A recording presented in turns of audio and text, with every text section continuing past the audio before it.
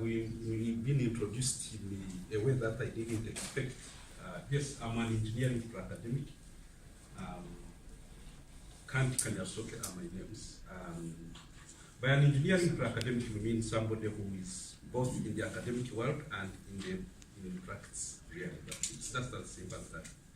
And as a transformative engineering educator, my point is that I teach my students and influence my colleagues to try to link the engineering to the problems that society faces.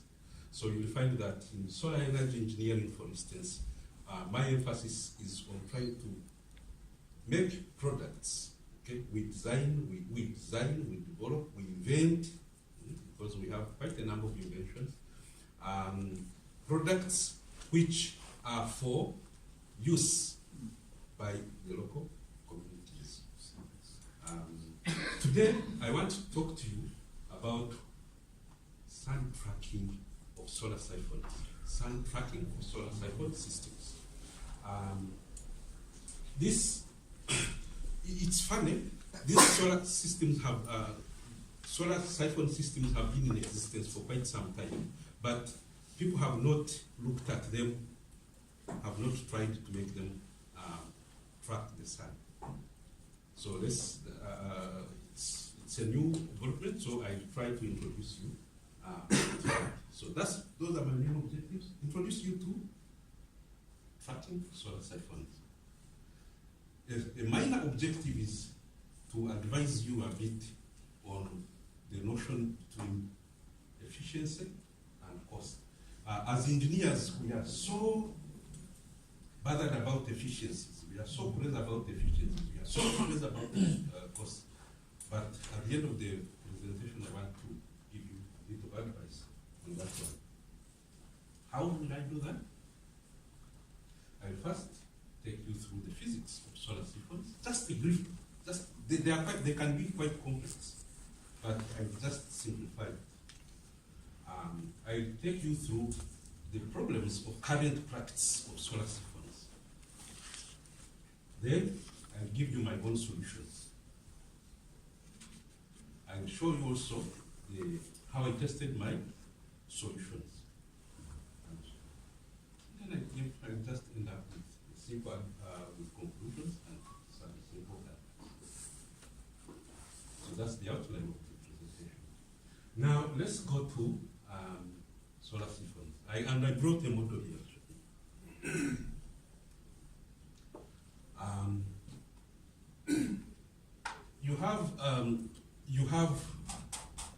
You have a unit like this.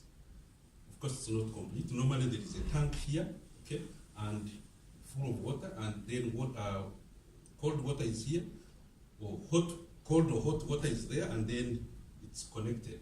And then, as this surface here receives sunlight, okay, as this surface receives sunlight, water heats up here, gradually.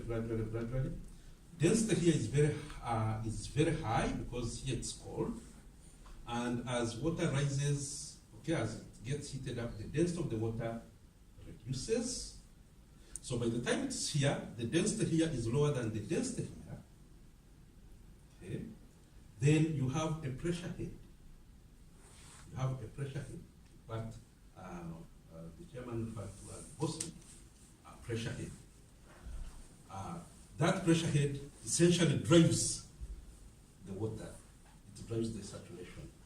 So water keeps saturating. Goes up through the tank, comes back here, gets heated, so it keeps saturating. So over a period of time, the water in the tank warms up. So basically, that's the principle. Very, very simple, but it can be very complex. It can be very complex, a lot more complex than that. So, what do we have? We have our collector there. We have our tank there. We have the sun there, and we have the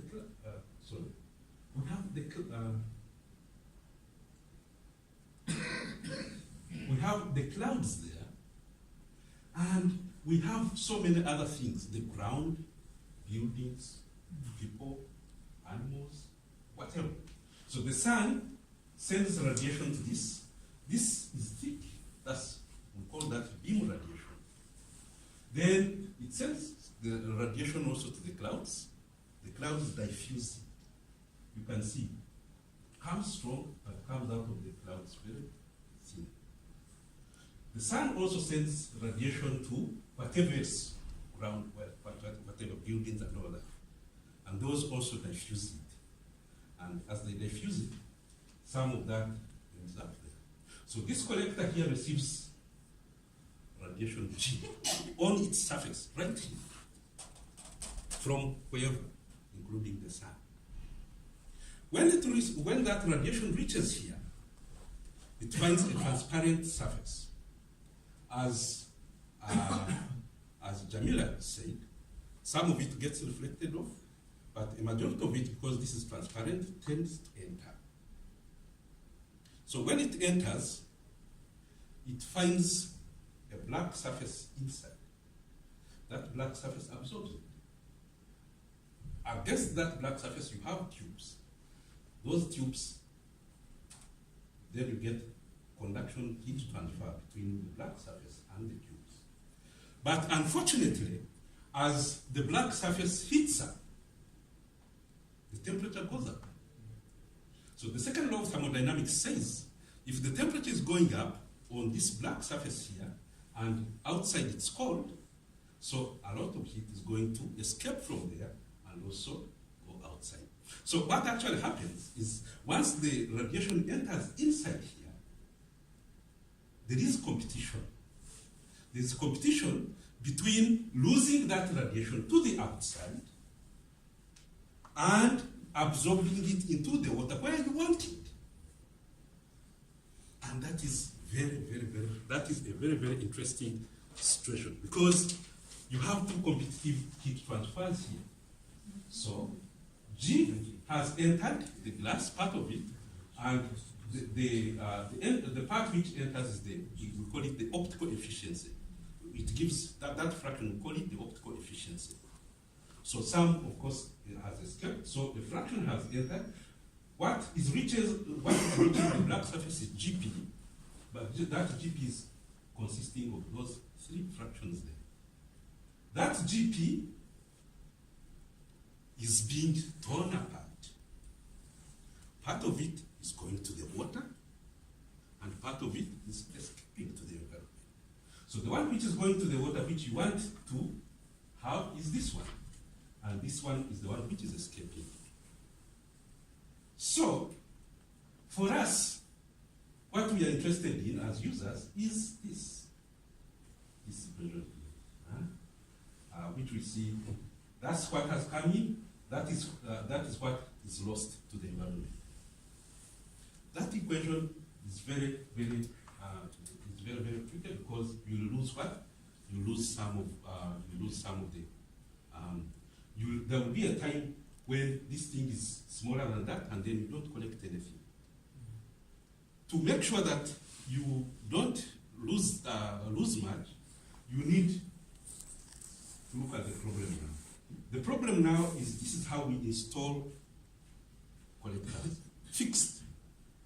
Beta, psi, everything fixed. So there will be a time when G collected is negative. So, and also in the tropics, there will be times when you have that kind of situation where sometimes the sun is behind the collector. Then you lose it. In the tropics, it's particularly bad, because that fraction there can go up to 30 degrees, 30%.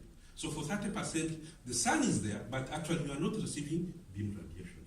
That is terrible. Even here, in the temperate lands, in summer, you can get that kind of situation. So that's the problem we are trying to address. So what is the solution? There they come. There they come. Let this thing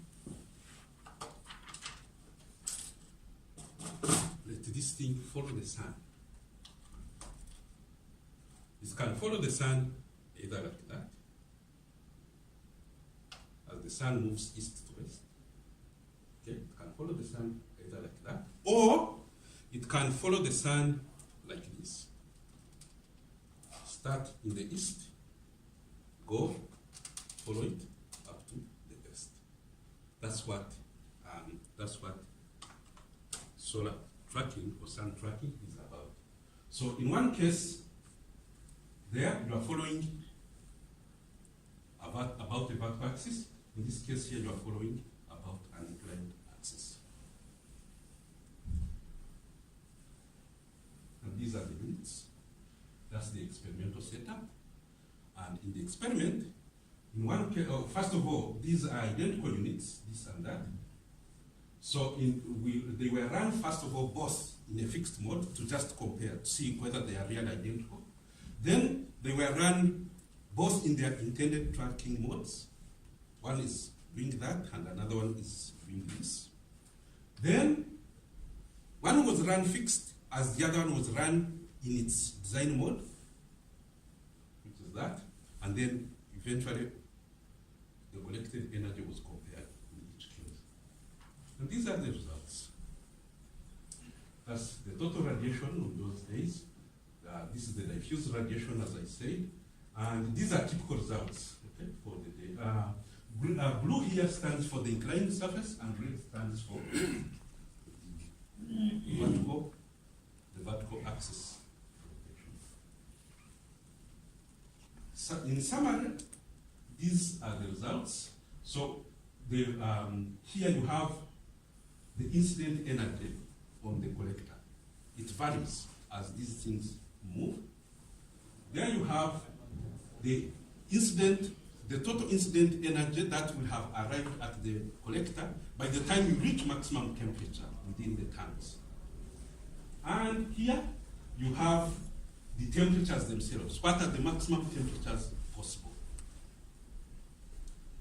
Now, these figures are a bit confusing. So what is important is that at the end of the day, what did you end up with? That's what is most important. And this is at the end of the day, this is the average temperature in the tank. This is the energy you have collected since the beginning of the day. This is the efficiency for the day. And note that here I have collected this efficiency at maximum temperature efficiency. You will note that this figure here is less than that figure is less than that, because you reach maximum temperature somewhere during the day, but then you are going to use this water at night, so temperature slightly drops down. Okay? And then you find that you are losing energy that way. So the effective energy that that is going to be available to you is going to be zero. What was found actually is that the inclined axis tracking was not very good for solar siphon. And the reasons are clear. There were some siphon failures. Here you have a situation where in the morning hours, when water enters there and it heats up there, unfortunately it gets trapped there. Hot water gets trapped there, so it can't drop. So effectively you are using half. Similarly, in the evening or in the afternoon, the water which goes up there gets trapped there because it's light, so it cannot drop in the header. So that was the problem with this kind of tracking. So, and that has serious implications. Costs, the things were costed, these things were made, of course, and they were costed. I found that in terms of energy cost, I go straight to energy cost, per kilowatt hour of energy collected at the end of the day. The fixed one costs 1.59 Rand, the tracking one costs 2.01 Rand. This is actual cash, because, and by the way, it's actual cash on sale, not because I made them, then doubled my price doubled my cost for selling to the people. Okay? And after that, and then put in a bit of maintenance costs and all that. And this is what you get. Most important, there is this figure here. When you track, okay, you find you spend about 69% more. But the energy that you are getting is about 33% more.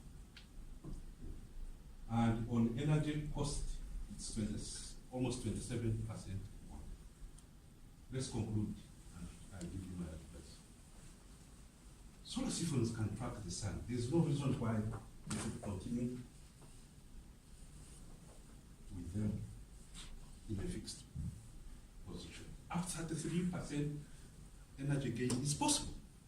We have proved it. The azimuthal tracking, which is the one about the vertical axis, is the one, of course, which is recommended. The other one fails because it uses half the tubes. Except that if you are not running water, if you are just using it, say, for heating other things, yes, you can use it. Then the overall efficiencies, are comparable. That is, at the end of the day, you saw them. They are comparable to PV panels, 80, 90, 20, no. But in solar thermal engineering books, people say, 40%, 60%. No, that is instantaneous. But over a period of time, the total efficiency actually drops. So don't get carried away. The true efficiencies are somewhere around 18-20%, as you have seen. Then in some, of course, the quality of energy gains improves because we get higher temperatures. And that's 60 degrees centigrade is very important because at 60 degrees centigrade, most of the pathogenic bacteria on exposure for only 2 minutes die. This is only possible in solar trackable collectors. In the other one, in the fixed one, the maximum temperature we got was about 54. The average temperature, the maximum we got was about 54 degrees. The microbes have not died, they have been deactivated because they are deactivated at 43 degrees centigrade, but they have not died. Solar tracking kills most of them, not all of them, but most of them die. Particularly cholera. These which cause cholera in the slums. So these fellows need to. Of course, unfortunately, the costs are higher. Okay, you have to pay, and it's debatable really whether that should discourage you. If I can kill bacteria, should I not pay that extra cost? And the most important is this advice here. Here, don't worry so much about efficiency. Worry about the energy. How much energy do you get? That's what is important. Cost. If I'm going to kill bacteria, why shouldn't I spend that little extra? So don't compare. It's very difficult to compare these two. Finally,